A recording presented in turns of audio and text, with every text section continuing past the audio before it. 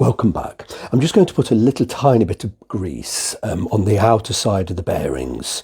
I've unscrewed the grease nipple here.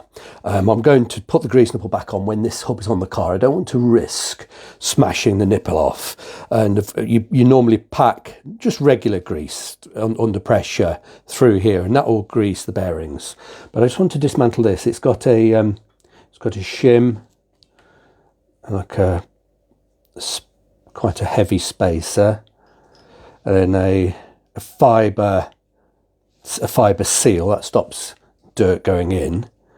This is what we don't need to muck up here. There's some shims. There's one. Actually, there's two. Look, two shims, and that does affect the camber of the suspension, so that can't be messed about. And we've got the bearing just in here, and it just turned. There is a rubber seal. It's got I didn't dismantle this and try and clean out any old grease. I just left it alone. So all I want to do is just put a tiny bit. I don't want to go mad. Just a little bit. Try and just push it into the bearing, into the edge as best I can. This won't pack the bearing successfully.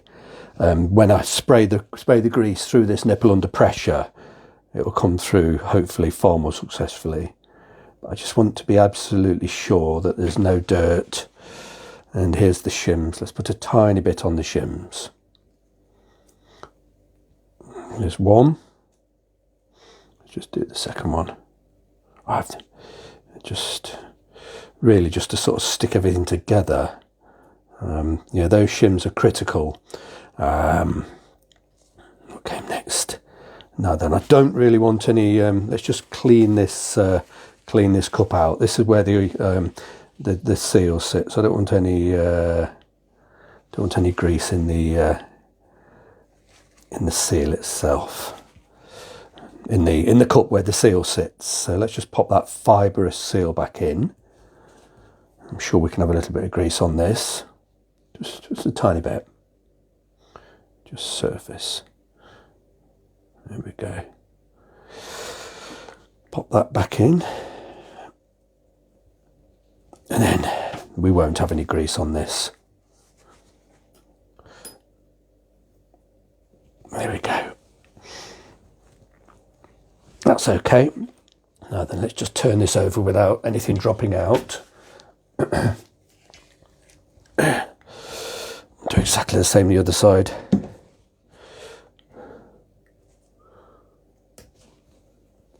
There we go. That lifts out as one. That's quite tight fit. The other one's not tight. Anyway, that's okay. Let's just pull out the fibre washer. Ooh, gosh, there is some dirt in there. Let's have this out. Yeah, I've got some horrible bits of grit in there. Now then, there's only one shim. There's only one shim this side.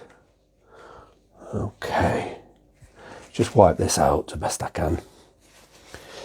I don't want to be disturbing this. It's got the correct shimming, the correct factory settings, and I'll just wipe it out the best I can. It doesn't spin, this bearing. It just moves very, very, very slightly as the hub tilts. So it never actually spins. Yeah. So even if it's not as clean as the main hub bearing, it'll be fine for a while. Okay. I've just wiped out any bits of dirt, any bits of grit, just a new bit of grease. There we go. Yeah, there's only one shim this side, not two. And as I say to you, these things are critical. It's only a fraction. I don't know how many thousandths that one measures, but it isn't very much. But they are critical to the camber of the wheels, the geometry of the suspension, so to speak.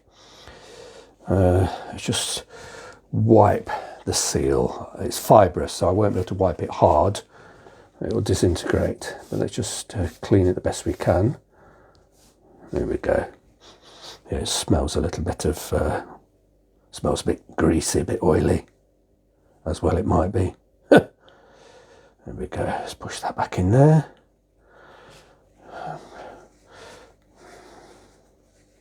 There we go, that's it. I'm actually not going to grease this. I don't really want to get grease on the outside of that seal. There we go. Just make sure the shim's sitting centrally. There we go, that's it. That's all I want to do, just ensure that it's completely clean and got a little tiny bit of surface grease. And it will be largely packed when I pump grease under high pressure through the nipple. And hopefully we'll see some squeeze out and I'll be able to sort of, well, actually it'll be mounted to the car, but if there's any excess, I'll just do my best to sort of wipe it with rag or tissue. But this is ready to go back on the car. I don't have the cups, the new cup. They're on order.